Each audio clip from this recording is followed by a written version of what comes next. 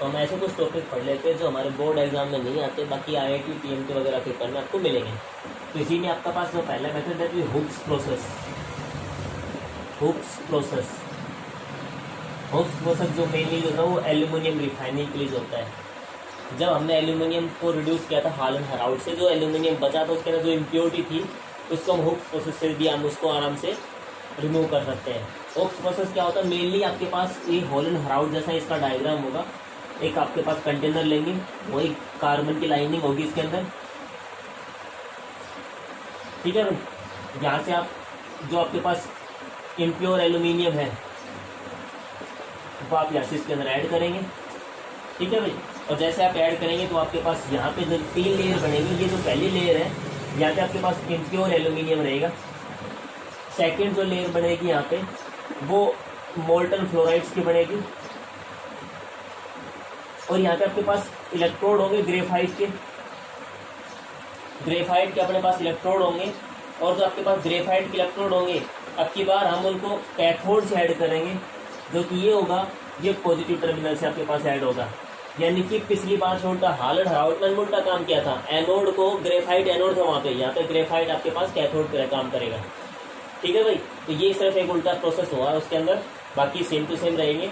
और यहाँ से जैसे रिएक्शन स्टार्ट होगी तो ये एल्यूमिनियम जो है प्योर उठ के यहाँ पे अपने पास मिल जाएगा, तो यहाँ पे अपने पास प्योर एल्यूमिनियम मिलेगा। यहाँ पे रिएक्शन वही Al3 पॉजिटिव 3 इलेक्ट्रॉन लेके एल्यूमिनियम में कन्वर्ट हो जाएगा, और वहाँ से क्या होता है एल्यूमिनियम 3 कन्वर्ट हो जाएगा Al3 पॉजिटिव में 3 इलेक्ट्रॉन छोड़ के, तो ऑक्सीजन रिडक्शन आपके पास इसमें हो जाते हैं। तो hooks process mainly use for aluminium. Important बात ये रहेगी। और यहाँ से इम्प्योर वाले पार्ट में से 3 लेयर बनेंगे, इम्प्योर वाले पार्ट में से प्योर एल्यूमिनियम उठ के आपके पास ऊपर डिपॉजिट हो जाएगा। ये एरोप्लेन वगैरह के पार्ट वगैरह बनाने में फॉइल जो किचन फॉइल में हम यूज़ करते हैं, पैकिंग में यूज़ करते हैं, उनको सब में हम एल्यूमिनियम यूज़ करते हैं। तो आपको हुक्स प्रोसेस उसकी रिफाइनिंग में यूज होता है। इसी में आपके पास एक मेथड और भी है, उसको हम देखते हैं, दैट इज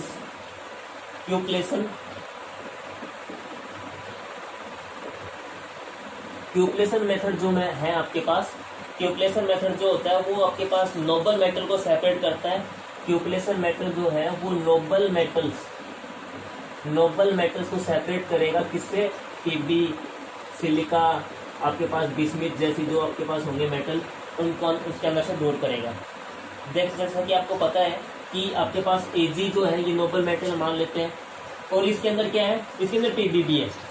तो mainly cupellation method is mainly use for the separation of noble metal from the metals. Metal कौन सी? पीबी आपके पास हो सकता है, बिस्मिथ हो सकता है, इन सब मेटल को उनसे अंदर दूर करता है। तो मैं एग्जांपल ले लेता हूँ, कौन सा आपके पास Ag आपके पास है, इसके अंदर मान लेता हूँ पीबी भी है। तो मैं पीबी को अलग करना है, Ag को अलग करना है, मेनली काम तो हमारा Ag का है।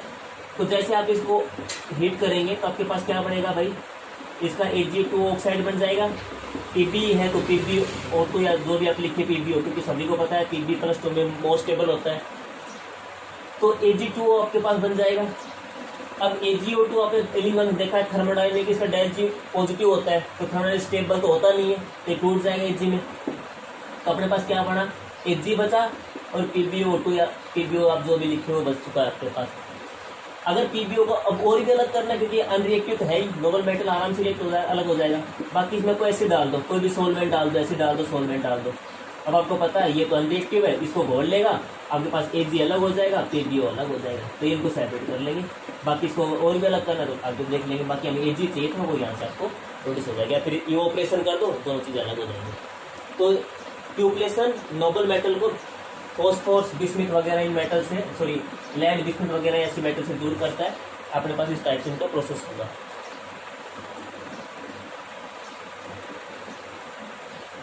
एक आपके पास सिलेबस में 11th क्लास में था डाउन प्रोसेस। आपको पता है mainly down process use for sodium की एक्सट्रैक्शन, हम इसको मेनली यूज कर लेते हैं। डाउन प्रोसेस जो होता है वो सोडियम के एक्सट्रैक्शन में आपके पास यूज होगा।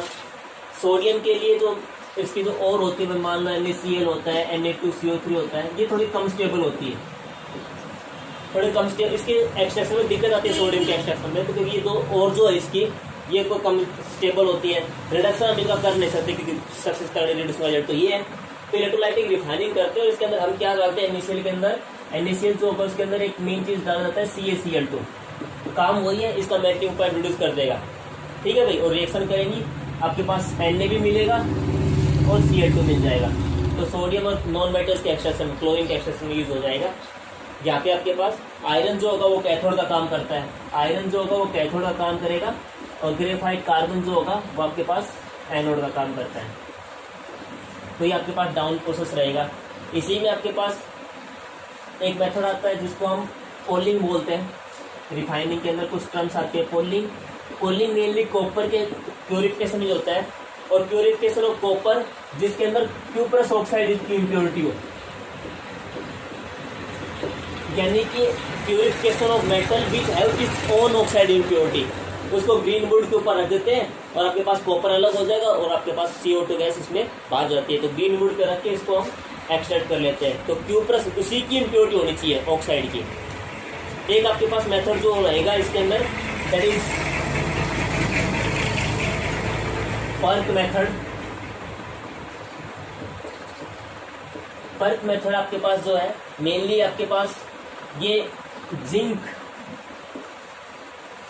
जो है, जिंक को लेड वगैरह से अलग करता है। पर्क मेथड जो होगा मेनली जिंक को लेड वगैरह से आपके पास अलग करेगा। इन दोनों को मेल्ट करेंगे और मेल्ट करने के बाद जैसे आप स्टीर करेंगे, जिंक जो होता है मोल्टन स्टेट में कंपाउंड बना लेगा और किसी भी नोबल मेटल साथ ही कंपाउंड की फॉर्मेशन करेगा। ठीक है भाई। और जैसे इसको कूल करेंगे आपके पास, तो जिंक का एक आपके पास लेयर बनेगा और एक Ag का लेयर बनेगा, और ये Ag का क्रस्ट का लेयर थोड़ा हल्का होगा, ऊपर साइड बन जाएगा, और आपके पास जिंक को आप यहाँ से अलग कर सकते हैं। तो जिंक के आपके पास, यानी कि आप बोल सकते हैं जिंक को ऐड करने के सिल्वर में इसका यूज करेंगे हम।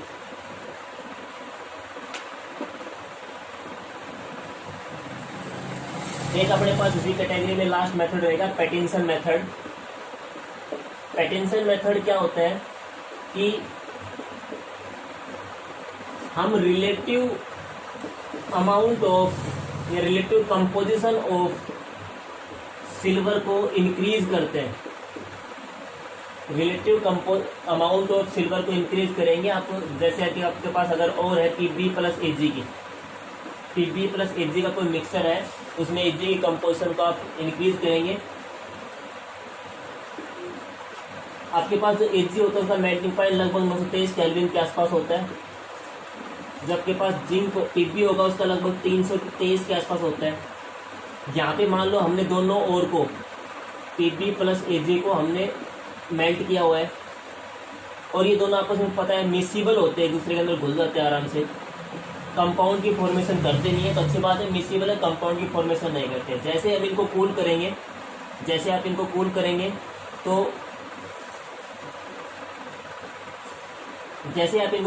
तो मान लो यहाँ तक हम पहुँचे, तो Pb जो होगा उस सॉलिड बनना स्टार्ट हो जाएगा।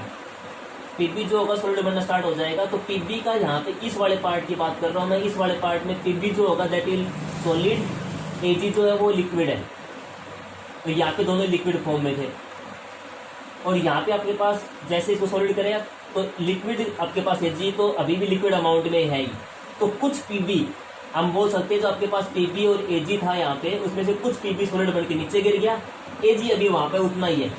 तो लेकिन देखो इसे अगर हम मान ले 100 था, अगर 20 इसमें से डिपॉजिट हो गए तो 80 में से अब जितना अमाउंट बचा, यानी इसकी कंपोजिशन, रिलेटिव कंपोजिशन इंक्रीज हो गई है।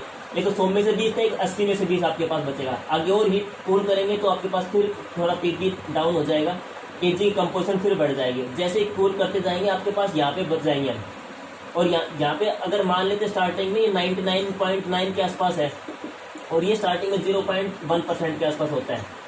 और जैसे हम इसको कूल करते लेके आएंगे, यहाँ पे पहुँचने के बाद यहाँ पे जो Ag बचेगा वो 2.4% बचेगा, सॉरी 2.6% बचता है, और लेड जो है 97.4 बचता है।